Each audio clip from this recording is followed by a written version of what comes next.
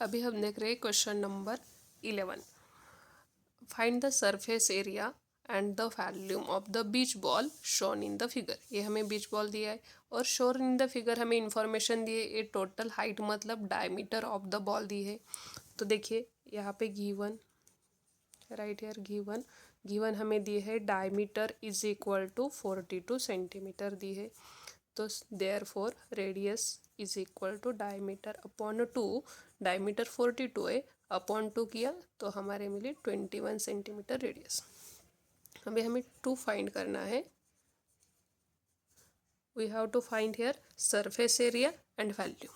So surface area and volume of a ball.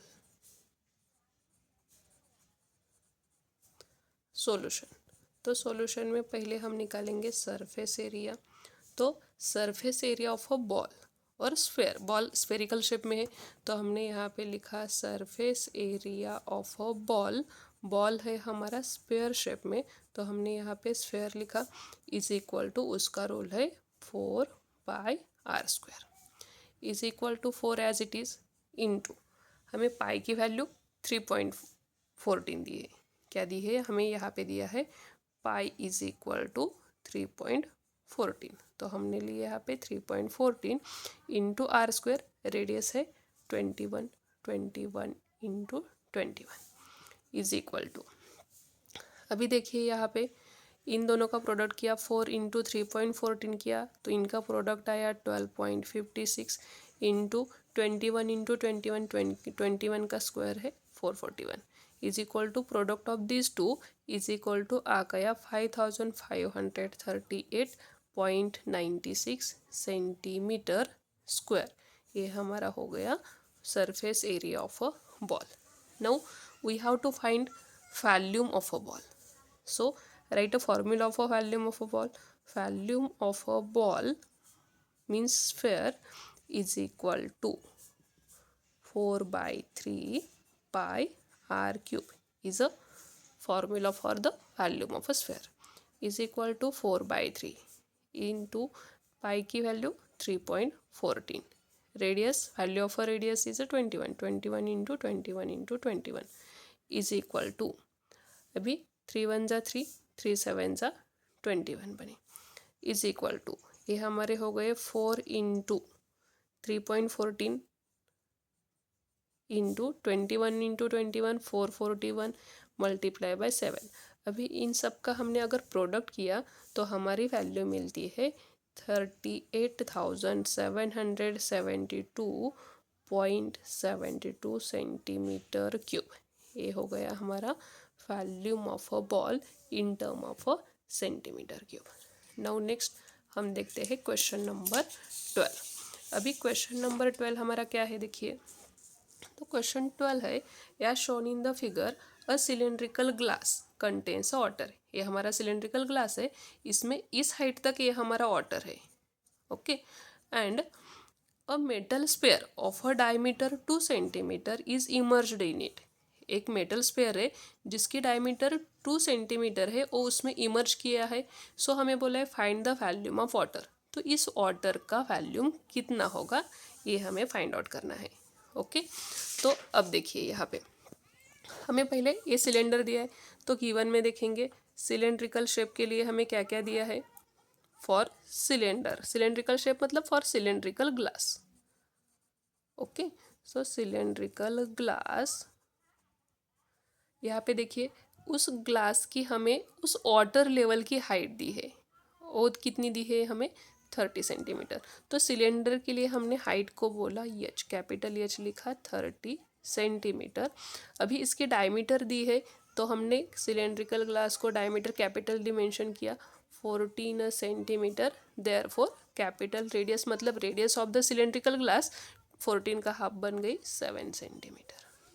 And और हमें एक मेटेलिक स्फेयर है तो मेटेलिक स्फेयर के लिए क्या होगा फॉर अ स्फेयर गिवन क्या क्या दिया है। फॉर अ स्फेयर हमें डायमीटर दी है 2 सेंटीमीटर। उस डायमीटर के लिए हमने स्मॉल डी मेंशन किया 2 सेंटीमीटर। देयरफॉर रेडियस होगी उसकी small r, diameter of that sphere ball is 1 centimetre होगी। तो हमें यहाँ पे 2 फाइंड करना है। 2 फाइंड क्या करना है हमें? Find the volume of water. तो इस वाटर का वॉल्यूम क्या होगा? Volume of water. अभी सॉल्यूशन में देखिए, हमें वॉल्यूम ऑफ वाटर निकालना है। तो मैंने यहाँ पे लिखा volume of water in a glass. उस ग्लास में कितना वाटर का वॉल्यूम है is equal to volume of water in a sphere. मतलब इस वॉल्यूम ऑफ वाटर का भी है और स्पेयर का भी है, दोनों का कंबाइन होगा। तो volume of water with sphere minus volume of sphere. उस स्पेयर का वॉल्यूम को हम सब्सट्रैक्ट करेंगे। ये है हमारा volume of sphere with water है। तो वाटर के साथ स्पेयर का वॉल्यूम है। इस टोटल वॉल्यूम में से हमने इस स्पेयर का वॉल्यूम सब्सट्रैक्ट किया, तो जो रिमेनिंग बचेगा वो volume of water in a glass होगा। अभी ये देखिए, is equal to volume of water with sphere है, मतलब टोटल सिलेंड्रिकल शेप है। तो हमारा सिलेंडर का वॉल्यूम का फॉर्मूला है पाई। अभी सिलेंड्रिकल शेप के लिए हमने कैपिटल आर मेंशन किया है रेडियस, तो आर स्क्वायर और एच हाइट कैपिटल है, minus volume of a sphere है 4/3 pi R cube is equal to. अभी हमने यहाँ पे पाई और पाई कॉमन है, पाई को कॉमन निकाला। रेडियस है 7, तो आर स्क्वायर 7 इंटू एच कितनी है हमारी 30, माइनस यहाँ पे 4/3 into r cube r for sphere. Sphere के लिए रेडियस है 1 centimetre, so 1 multiply by 1 is equal to pi as it is. अभी यहाँ पे देखिए इनका प्रोडक्ट कितना बना, 7 7 ज़ा 49, 49 3 ज़ा 147 और इसका 0 1470 माइनस से 4/3 1 मल्टीप्लाई, तो ये 4/3 ही एज इट इज़ बचे। अभी अगर हमने इसको रैशनलाइज किया तो पाई बाहर ब्रैकेट के एज इट इज़ है, तो 3 से पहले इसको मल्टीप्लाई करें, 1470 इंटू 3 किया तो उसका आंसर होगा 4410 minus 4 as it is divided by 3। मतलब हमने इस ब्रैकेट को रैशनलाइज किया। अभी यहाँ पे देखिए is equal to pi as it is 1410 में से हमने 4 माइनस किए तो 4406 अपॉन 3 बचे। अभी इज इक्वल टू ये 3 से इसको डिवाइड किया हमने, तो इसका आंसर आएगा 3 से डिवाइड करने के बाद 1468.67 पाई सेंटीमीटर क्यूब। ये हमने फाइंड आउट किया इन टर्म ऑफ पाई। और अगर इन टर्म ऑफ पाई के बिना बगैर हमें फाइंड आउट करना है तो और ये है हमारा वॉल्यूम, राइट। तो और क्या कर सकते हैं हम, ये यहाँ पे पाई की वैल्यू सब्स्टिट्यूट करेंगे, राइट। तो यहाँ पे हमारी वैल्यू पाई की कितनी है 22/7, तो 22/7 मल्टीप्लाई बाय 4406 डिवाइडेड बाय 3। ये वैल्यू हमने यहाँ एज इट इज़ लिखी, पाई की वैल्यू 22/7 लिखी। अभी इनका प्रोडक्ट करने के बाद अभी देखिए यहाँ पे 7 3 ज़ा 21 डिनोमिनेटर आ गए, और 22 इंटू 4406 का प्रोडक्ट है 96,932 इज इक्वल टू। अभी 21 ने अगर इसको हमने डिवाइड किया तो इसका आंसर मिलेगा 4615.80 सेंटीमीटर क्यूब।